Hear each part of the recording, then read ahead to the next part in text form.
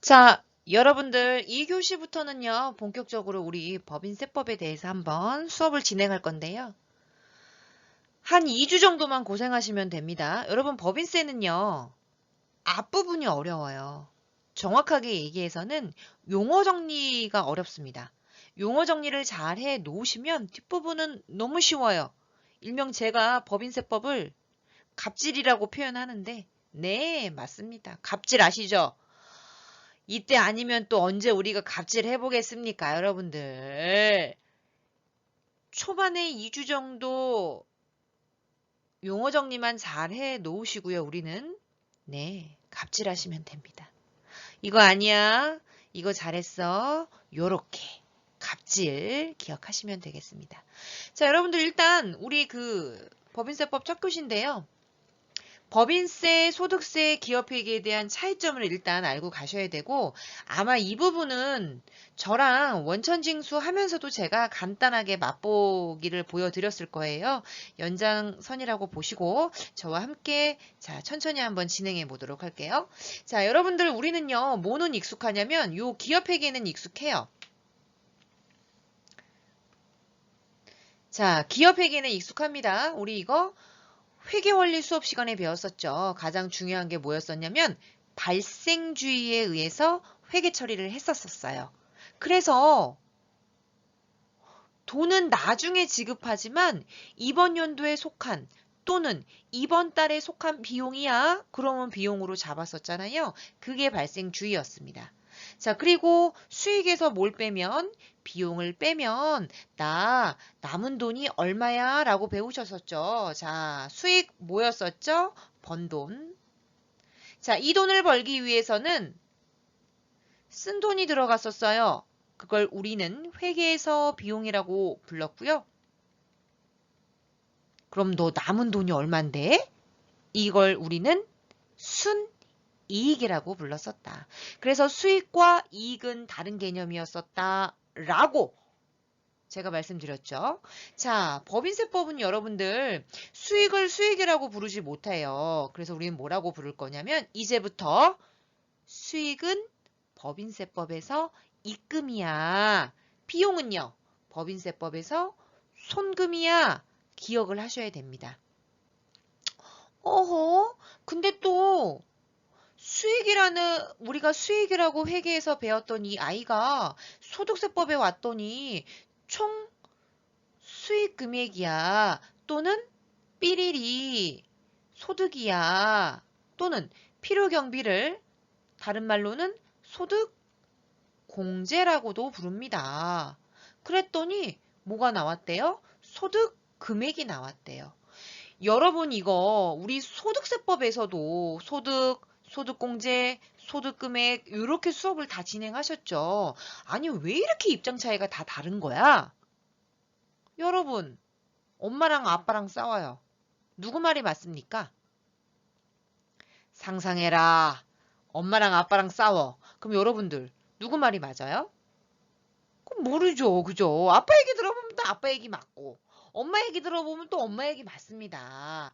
똑같습니다, 여러분들. 왜 그러냐면 여러분 상대방이 나와 틀린 겁니까? 다른 겁니까? 다른 거죠. 기업회계는 여러분들 FS 작성이 목적이에요. 이거를 다트 전자공시 시스템이라는 곳에다가 공시를 하는 게 목적이에요. 여러분 FS는 재무제표의 약자입니다. 일명 회계는요. 장부를 만드는 게 목적이야. 그거를 정보 이용자들한테 알려줘야 되죠. 그런데 여러분 소득세하고 법인세는요. 야, 너가 장부를 이렇게 만들지 저렇게 만들지 난 단 1도 관심 없어. 소득세와 법인세법의 목적은 뭐예요? 그렇죠. 세금이 얼마예요? 계산하는 게 목적입니다, 여러분. 그래서 용어를 다 같이 쓸 수가 없어요. 수익을 수익이라고 부르지 못하고 법인세법에서는 입금, 소득세법에서는 뭐라고 부른다? 소득이라고 부른다고요. 약간씩 입장 차이가 달라요. 이해되셨죠? 자, 그렇다면 다시 일로 와서 알겠어요. 그럼 교수님이 소득세든 법인세든 세금 계산이 목적이라며요. 근데 왜 또 얘 소득세하고 법인세는 또 달라져요? 그렇죠. 얘는 법인이지만 이 아이는 개인이죠. 자영업자. 자영 원칙 정확한 용어는 여러분 자영업자라고 쓰시면 안 되고요. 자영사업자입니다. 그래서 여러분 제가 이제부터 말하는 이 소득세는요. 여러분들 외우셨죠? 이배, 사근연기, 퇴양. 그 중에서도 누구다? 사업소득자. 사업소득자와 이제 법인세를 비교하시는 게 맞습니다. 자, 예를 들자면 삼성전자는 법인이에요. 그 다음에 어머니가 집 앞에서 조그마한 가게를 하세요. 김밥 천국도 하실 수 있고 뭐 봉구스 밥버거, 이삭 토스트 요렇게 자영사업자 일명 사업소득자랑 비교하시면 돼요. 그런데 같은 세법이지만 같은 세금 계산이 또 목적이지만 또 뭐가 달라지냐면 덩치가 다르잖아요. 덩치가 달라요. 덩치가. 법인은 큰, 개인은 약간 왜소하죠. 그러다 보니까 같은 세율에 같은 세법을 동시에 적용할 수가 없는 거예요. 여러분 운동 경기라고 생각해 보세요. 제가 역도를 들 거예요. 근데 나는 100kg가 나가. 근데 나는 70kg야. 그러면 100kg 나가는 사람과 70kg 나가는 사람이 같은 동급으로 같은 조건으로 경기를 치르시면 안 되겠죠. 그죠 여러분들? 똑같은 겁니다. 그래서 법인세법은 알았어. 너는 좀 덩치 크니까 너는 순자산 증가서를 해. 개인사업소득자는요. 너는 약간 덩치가 작으니까 소득 원천설로 할게. 라는 겁니다, 여러분들. 그래서 또 기억나시죠, 여러분들? 베이비. 제가 소득세는 항상 뭐라고 표현해요? 베이비. 아기라고 표현하고 법인세는요. 어른이라고 표현을 하죠. adult. 자, 아기와 어른의 차이점을 제가 이제 뭘로 항상 표현하냐면 기장 능력으로. 이게 되게 중요한 개념이에요, 여러분. 법인세법이든 소득세법이든. 기장 능력은요, 법인은 무조건 복식부기를 하셔야 됩니다. 복식부기. 그래서 무조건이에요. 그냥 법인은 무조건 다 장부, 적격증비 수취하시고 재무제표도 다 만들어야 돼야 되고 근데 안 했어. 그럼 어떻게 돼? 안 했어. 죽박 날라갑니다. 자, 기장 능력이 떨어지는 겁니다, 여러분들. 이거 그림을. 파트라슈 아세요, 여러분들? 파트라슈.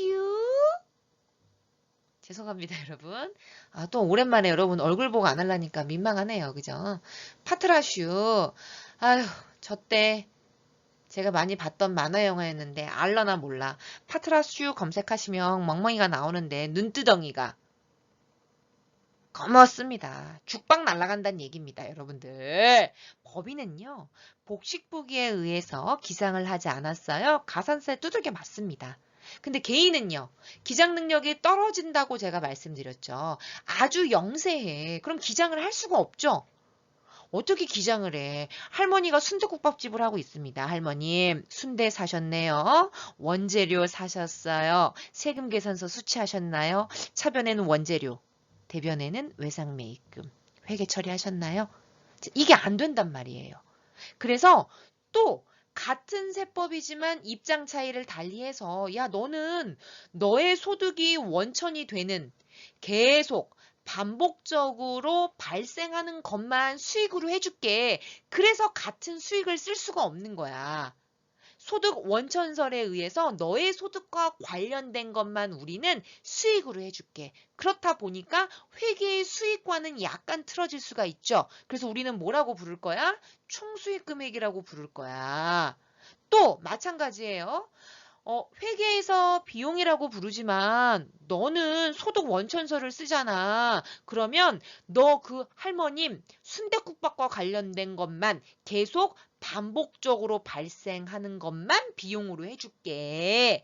그래서 비용을 비용이라고 부르지 못하고 뭐라고 부를 거냐면 필요경비라고 부른다고 여러분들.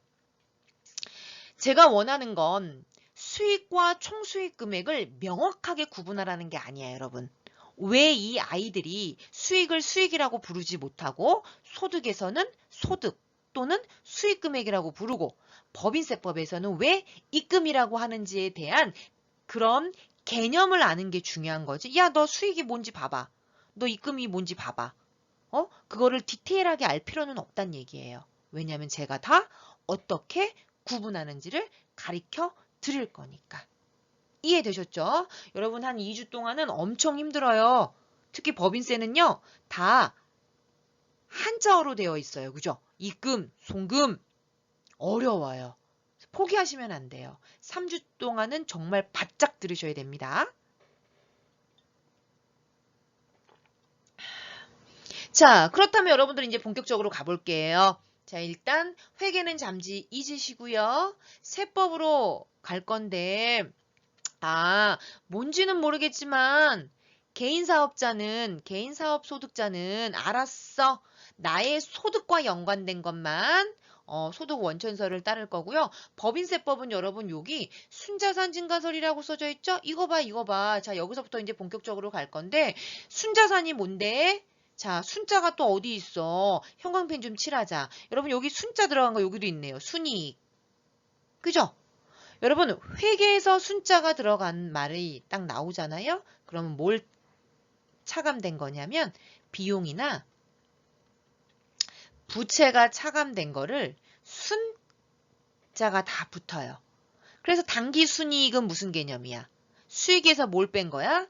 비용을 차감한 거예요. 그죠? 그러면 저기 순자산은 뭘 차감한 거야? 부채를 차감한 거야. 자, 이해가 안 가시니까 자, 제가 재상을 한번 그려보도록 할 거예요. 자, 그리고 약자를 이제부터 많이 쓸 거예요, 여러분들. 재상은 재무상태표. 여러분, 재무상태표의 차변은 뭐죠? 자산이에요. 거기서 뭘 빼죠? 우린 부채를 빼요. 그러면 우리는 이 아이를 뭐라고 부르나요? 자본이라고 부릅니다.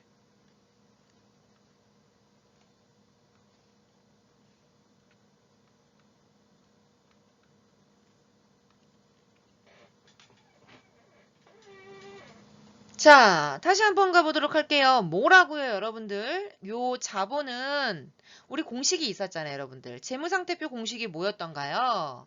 자산은 부채 플러스 자본이야. 그렇다면 나는 자본만 알고 싶어. 그러면 어떻게 하시면 돼요? 자산에서 뭘 빼요? 부채를 빼요. 그러면 뭐가 되죠? 자본이 되죠. 그래서 요 자본을 순자산 순수하게 다 내 거야. 80원은 다 회사 거야. 일명 주주 거야. 이게 순자산이에요. 그래서 제가 저번 학기 때 우스갯소리로 여러분 요 순자는 뭔가가 마이너스 된 거죠. 차감된 거죠. 그래서 우스갯소리로 기억나? 순두부?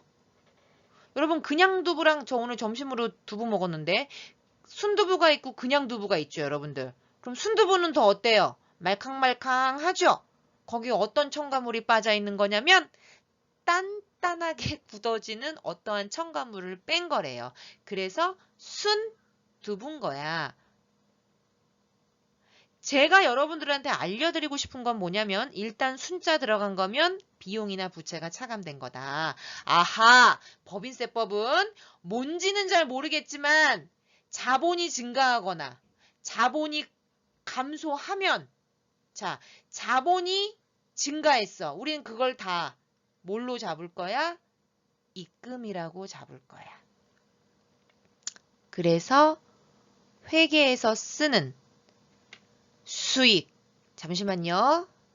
누구 좀 불러와도 되나요, 여러분들? 불러와도 돼요?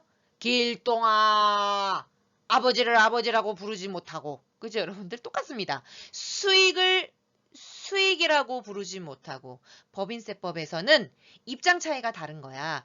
자본을 증가시키면 무조건 입금. 회계는요. 회계는 무조건 발생주의에 의해서 회계 처리하는 거야. 그러니까 회계는 그냥 발생하면 수익이야. 법인세법은요. 발생주의를 따라가지 않는다니까? 자본이 증가하면, 순자산이 증가하면 입금이야. 대신 너 자본이 감소했어? 알았어. 너는 그러면 송금이야. 회계에서 비용으로 인정해 줄게. 대신 여러분 다행스러운 건 뭐냐면 수익, 입금, 비용, 송금 이 아이들이 90%는 유사해. 다행히도. 대신 여러분들 헷갈리시면 오늘까지만이야. 수익을 입금이라고 이해하시면 되고요. 비용을 송금이라고 이해하시면 돼요. 대신 뭐라고요? 다행히도 90%는 다 똑같아. 그럼 우리는 뭐만 공부하면 돼? 여러분들 90%를 공부해요? 10%를 공부해요? 그렇지. 10%를 공부하면 되는 거야. 그래서 여러분 법인세가요. 훨씬 깔끔하고 심플해요. 단 90%는 유사하다는 얘기는 반대로 얘기하면 뭐야? 회계를 모르면 폭망하는 겁니다. 폭망. 그래서 여러분 회계를 잘하면 법인세법이 재밌어요. 왜요? 회계에 있는 아이 끌어다가 갑질만 하면 되거든. 근데 회계를 모르면 어려워지겠죠. 그래서 회계를 잘해야 돼. 항상 공부는 회계를 한 다음에 세법을 공부하셔야 돼요. 근데 우리는 거꾸로 공부하죠. 왜냐면 실무를 가시면 우리는 거의 세법 위주로 돌아가잖아요. 뭐 법인세라든가 소득세, 부가가치세 이런 거 신고하는 게 많기 때문에. 아니라고요. 그래서 회계를 일단 공들여서 잘해야 된다. 단, 저 회계 진짜 못하는데요. 괜찮아. 내가 있잖아. 그치 여러분들? 걱정하지 않으셔도 돼요. 자, 오늘 2교시 수업에서 가장 중요한 건 뭐였다? 용어 정리다. 길동아 수익을 수익이라고 부르지 못하고 일단 뭔지는 모르겠지만 입금이야. 왜? 입장 차이가 달라서. 회계는 발생주의에 의해서 회계 처리를 하지만 법인세법은 순자산이 증가하면 일명 그냥 자본만 증가하잖아? 그럼 다 입금으로 볼 거고 자본이 감소하는 거래가 발생했어. 그럼 다 비용으로 인정해 줄게. 그 차이라고. 아빠랑 엄마랑 싸우면 누구 말이 맞다고? 둘 다 얘기 들어보면 둘 다 얘기 말이 맞죠? 왜요? 각자의 입장이 다르다 보니까 그런 입장 차이를 고려하지 않고 아까도 얘기했듯이 100km하고 70km의 운동선수를 똑같은 조건에 의해서 경기를 치르게 할 수 없기 때문에 그렇다라는 거. 꼭 기억하셔야 돼요. 여러분들 아시겠죠? 오케이. 조금밖에 안 떠들었는데 벌써 17분이야. 근데 이게 오늘 수업에서 여러분들 가장 중요한 거였다. 가볼게요. 그리고 여러분 법인세는요. 여기 봐봐. 복식부기에 의해서 무조건 기장을 해야 되죠. 그래서 기장 능력이 높아지는 겁니다. 이거 반대로 썼지나 이거. 악이. 소득세는 기장 능력이 떨어지다 보니까 얘는 기장을 잘 못해요. 영세하다 보니까. 그런데 법인세법은 여러분들 무조건 복식부기에 의해서 기장을 해야 되죠. 그러다 보니까 야 알았어. 넌 그냥 다 포괄주의 따를게. 포괄주의가 뭐야? 일일이 다 나열하지 않아요. 여러분 베이비는 나열해야 돼. 열거주의를 채택할 수밖에 없어요. 왜요? 기장을 안 하다 보니까 할머니가 적금을 들으셨어요. 그리고 이자 받으셨네요. 할머니 이자 소득 발생하셨어요. 라고 일일이 열거 기록을 해주지 않으면 개인들은 잘 몰라요. 그런데 법인은 어덜트라고 표현했죠. 제가 기장 능력 이빠입니다. 그래서 너는 그냥 포괄주의야. 다 싸잡아서 너 자본 증가했네. 입금. 자본 감소했네. 송금 인정해줄게. 이런 주의예요. 약간 느낌 아시겠죠 여러분들. 너는 그 대신 네가 기장을 안 했어. 네가 놓쳤어.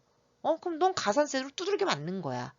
파트라슈 눈두덩이 되는 겁니다 여러분들. 요렇게 이해하시면 약간 마음이 좀 편해져요. 그리고 이제 3교시 그 다음에 다음 주 수업을 쭉 들으시면 이제 여러분들은 갑질을 하실 수 있는 능력이 되는 거예요. 여러분 갑질 아무나 하는 거 아닌 거 아시죠, 여러분들? 능력이 돼야지 갑질하실 수도 있어요. 자, 다시 돌아와서 그래서 여러분 소득세는요. 기장 능력이 떨어지다 보니까 열거를 일일이 해놨죠? 그래서 원천징수 제도가 발달했어요. 저랑 했네요. 3%, 5%, 뭐 20%, 금융소득 14%. 왜 원천징수 제도가 발달했더라고요?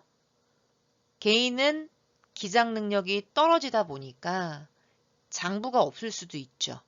그러니 어떻게? 원천, 소득이 발생한 장소에서 줄 때, 지급할 때 바로바로 뛸 수밖에 없어요. 왜? 장부가 없으니까. 그러다가 나중에 세금 신고 안 하면 어떡해. 그래서 여러분 소득세는요. 원천징수가 관건이야. 그런데 말입니다. 여러분들 법인세법 보세요. 법인세법은 어덜트라고 표현을 했고 무조건 복식부기 의미자예요. 매출액과 상관없습니다. 나 법인으로 갈래요 하는 순간 무조건 장부를 다 만드셔야 돼요. 그러다 보니까 포괄주의죠. 굳이 원천징수할 필요가 없죠. 왜요? 얘는 무조건 기록을 해야 돼. 기록 안 하면 이거 기록 안 할 수도 있잖아요. 아까도 말씀드렸잖아요. 빠뜨라스 눈두덩이 가산 때 두들겨 맞습니다, 여러분들. 그래서 복식부기 의무자이므로 굳이 원천징수를 할 필요가 없어요. 대신 두 가지만 원천징수를 합니다. 별표예요. 별표. 외워야겠죠. 이런 거는 암기야. 그게 뭐냐면 예금이자. 왜 우리 소득세법 입장에서로 표현을 한다면 여러분들 그 할머님이 사업을 해요. 순댓국밥집을 하는데 정기예금 만기가 돼서 이자를 받았네? 소득세법에서 왜 이자 소득이라고 일일이 열거해 놔야 되잖아요. 그 이자 소득이 법인에서도 발생할 수 있죠. 왜요? 법인도 여유자금이 생기면 은행에 돈 굴릴 수 있잖아요. 요 이자 소득과 법인세 중간예납이라는 게 있어요, 여러분들. 지금이 피크입니다. 8월 31일까지 법인세 중간예납을 하셔야 돼요. 이건 뭐냐면 나중에 또 디테일하게 설명하겠지만 여러분 용돈 받으면 어떻게 해요? 1일 날이 용돈 주는 날이야, 엄마가. 그럼 여러분들은 말일까지 그 용돈이 잘 있나요? 한 중간, 보름 지나면 한 2주 지나면 다 써버리죠? 똑같은 거야. 그러니까 국가가 야, 너 3월 달에 내년 3월 달에 법인세 내기 힘들지? 한 방에 몇 천만 원 내야 되는데 너 힘들지? 중간에 한번 낼래? 이런 거예요. 말이 중간에 한번 낼래지. 말 맞다나 용돈을 받는 사람 입장에서 다 써버린 거죠. 아이, 그렇잖아. 그럴 수 있잖아요. 국가도 똑같은 거야. 말로는 그래, 너 법인세 납부할 때 부담될 수 있으니까 중간에 한번 내. 이거겠지만 국가 입장에선 또 뭐예요? 반대지, 여러분들처럼. 어떤 입장이야? 국가 입장에서는. 예산이 없었겠지. 그러니까 미리 좀 받아가는 거야. 땡겨가는 거죠. 그게 법인세 중간 예납입니다. 그래서 여러분들 요 딱 두 가지만 법인세 중간 예납을 할 거예요. 그래서 요거 중요합니다. 8월 달에 할 거고요. 우리는 요거를 회계 처리하실 때 어떻게 회계 처리했었냐면 선납세금이라는 부분으로 회계 처리를 했어요. 차변의 선납세금, 대변의 보통예금 이렇게 나가겠죠. 제가 웬만하면 회계를 이렇게 처리를 안 해드릴 거예요. 왜냐면 그러면 교수님 기업회계 잘 모르면 회계 원리 잘 모르면 저 법인세법 못하나요? 못하지는 않아요. 대신 아까도 얘기했듯이 회계 원리를 알면 여러분들이 접근하기가 너무 쉽고 재미나요. 이게 연동된 거기 때문에. 아까도 말씀드렸듯이 맨날 똑같은 밥만 먹다가 스테이크 먹는 느낌이 들 거라니까. 약간 고급지고. 저도 덩달아서 법인세법 공부할 때는 약간 고급집니다. 물론 제가 또 어디 가겠습니까, 여러분들. 산티나는 수업이지만 여러분들이 이해만 된다면 저의 산티는 묻어가도록 하겠습니다. 그래서 같이 이렇게 선납세금으로 회계 처리했던 부분이 법인세법에서는 기장 능력이 뛰어나다 보니까 원천징수 제도가 발달하지 않아도 되는구나. 단 두 가지만 한다. 요렇게 그 정도만 이해하시면 돼요. 자, 그러면 이제 또 시간이 다 돼서 끊었다가 할 건데, 이제 마지막으로 이제 또 이어서 할 건, 오늘 그저 한 2, 3주까지는 여러분들 조금 힘드실 수 있어요. 자, 제가요, 형광펜만 좀 칠하고 끊었다가 할게요. 소득세법에서는 그래서 여러분, 삐리리 소득 금액이 중요해요. 자, 이게 무슨 개념이냐면, 요 이익, 남은 돈. 여러분 생각해봐. 번 돈에 대해서 세금 뜯어가야 돼? 남은 돈에 의해서 세금 뜯어가야 돼? 당연히 남은 돈에 의해서 세금을 뜯어가야겠죠? 자, 저는요, 잠깐 끊었다가 여러분들 또 이어서 수업하도록 하겠습니다. 쉬자, 쉬었다 하자.